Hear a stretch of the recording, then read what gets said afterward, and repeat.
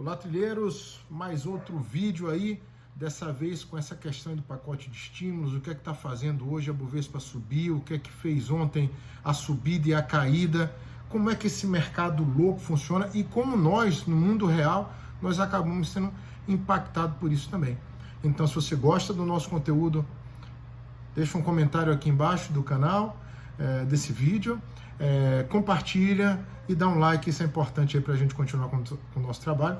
Mas vamos lá, vamos abordar o que é as dúvidas, né, que hoje reinam em relação se essa alta no mercado é sustentável, isso para quem está dentro do mercado financeiro, e para as pessoas que estão fora do mercado, como é que é o mundo pós-estímulos ou pós-eleição. Vamos tentar abordar aqui alguns pontos principais, tá bom?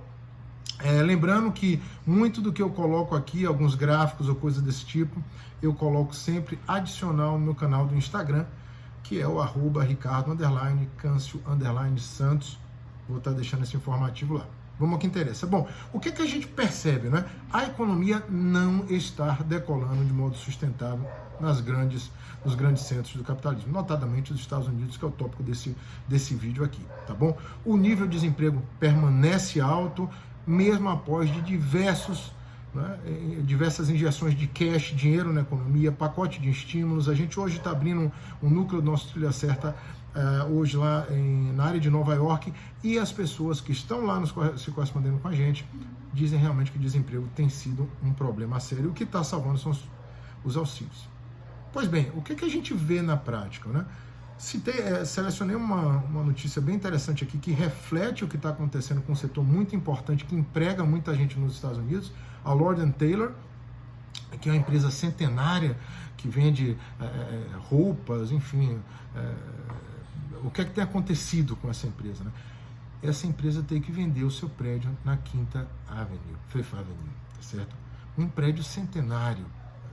As empresas já estavam tendo dificuldades com esse novo cenário, essa mudança estrutural da questão da mudança para as vendas na internet. Algumas delas não tinham se adaptado, e esse cenário ele se acelerou com o Covid. Então, muita coisa migrou para as mídias, e além disso, nesse novo ambiente, as pessoas, como reflexo também do lockdown, elas não precisavam consumir bens que elas estavam consumindo, roupas, por exemplo, porque hoje muita coisa é via vídeo. Então, se eu fosse fazer uma apresentação, talvez numa universidade agora, ou num centro de convenções, eu não estaria vestido tão à vontade assim.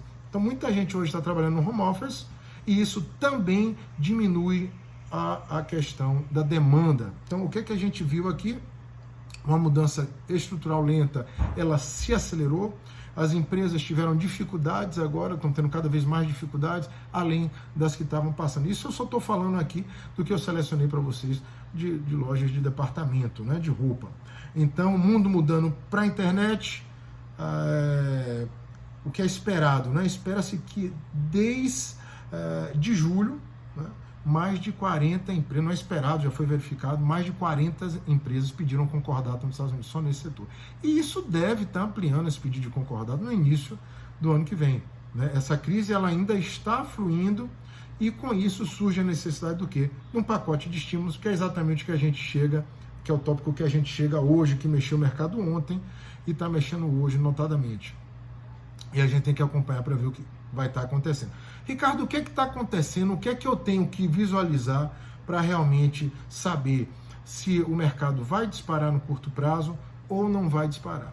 Bom, hoje, terça-feira, a gente foi o prazo dado pela Nancy Pelosi, que é o Rodrigo Maia, lá dos Estados Unidos, digamos assim, o presidente da Câmara, né, que é de um partido oposto ao presidente Trump, é democrata, tá bom?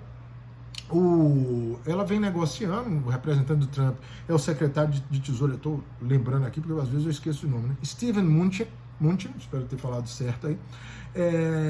O que acontece? A Casa Branca solicita um estímulo de 1,8 trilhão de dólares.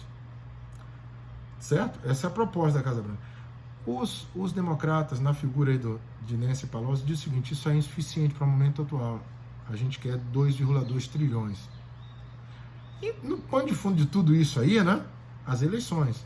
Então, acaba um querendo também prejudicar o outro, como existe isso aqui no Brasil, né? Nem sempre se pensa no país, e sim pela lógica eleitoral.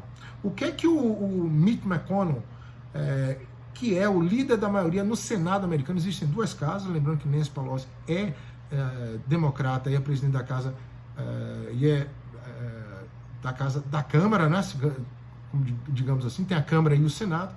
Então, para o Senado, que é majoritariamente republicano, que é o partido de Trump, aprovar, isso tem que ser votado, tem que passar pela Câmara. Estão entendendo a jogada política aqui? Então, a Bolsa está muito à mercê disso, essa é a questão macroeconômica. O que é que complica tudo isso? É que além de ter essa trava republicana, essa trava democrata, que é um partido que se assemelha mais a questões sociais, de esquerda aqui no Brasil, né? Lá dentro você tem o GOP, né? Que é o GOP, que seria basicamente os republicanos, né? O Grand Old Party, que é o Partido Republicano, que não quer também um partido de estímulos tão alto, tão vantajoso assim para a economia. Por razões óbvias aqui, a gente remonta até a questão do Bolsa Família aqui, né? Quanto o dinheiro é dado demais, isso acaba travando a questão econômica e existem restrições, beleza? Então, eu acho o seguinte, muito do mercado hoje está pensando se o estímulo vai sair ou não. Eu acho isso muito interessante, né? A questão que é perguntada é o seguinte, uma vez que o acordo saia entre a Nancy Pelosi e qual é o nome dele? Steven Mnuchin, que é o representante de Trump, né?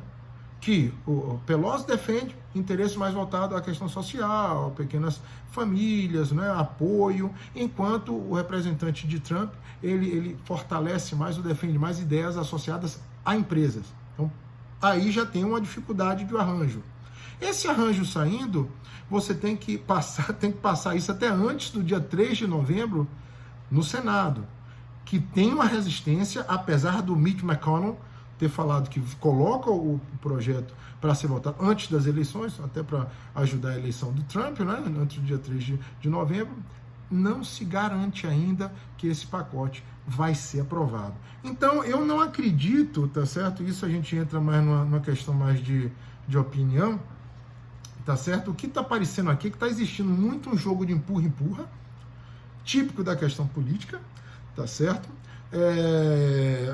Mesmo que esse pacote ele saia, vai precisar ser votado no Senado. A questão toda que se faz é o seguinte, a proposta lá é de uma ajuda, né, que tem um apelo entre os republicanos, é de uma ajuda de apenas meio trilhão, apenas meio trilhão, ou 500 bilhões, que é bem menor do que a proposta do Trump. Então, vocês perceberam o nível de incerteza que a gente está lidando aqui? Então, eu diria o seguinte, a grande resposta deve vir depois das eleições, se nós tivermos sim uma mudança na maioria do Congresso. Porque aí sim talvez entrem os democratas, que por si só apoiam uma proposta de gastos maiores, que é o que de fato deve sustentar uma alta um pouco mais longa do mercado, antes da gente começar a perceber aí mais quebra de empresas e por aí vai. Porque continua tudo muito à mercê de ajuda do governo, tá certo? Então, junto a isso, nós temos a segunda onda crescendo nos Estados Unidos, o governador de Nova York, Cuomo, também dizendo que precisam restrições, então muita incerteza no ar. Muito desse cenário positivo já foi precificado, então risco macro continua muito alto nos Estados Unidos. Cuidado com essas altas balizadas nesse acordo. Vai sair o acordo e aí você tem uma alta que não necessariamente pode se provar sustentável, como eu já expliquei para vocês aqui, ainda tem muita água para passar por essa ponte. Então, basicamente, era isso que eu queria falar para vocês. Chamo a atenção também para um fato que algumas pessoas esquecem, que a dívida americana está cada vez maior. Hoje, os Estados Unidos tem um valor, né? Desde 1945, que os Estados Unidos não se encontram tão endividados. E naquela época, os Estados Unidos estavam em guerra. Então, muita coisa ainda vai acontecer cuidado com movimentos de curtíssimo prazo, tá certo?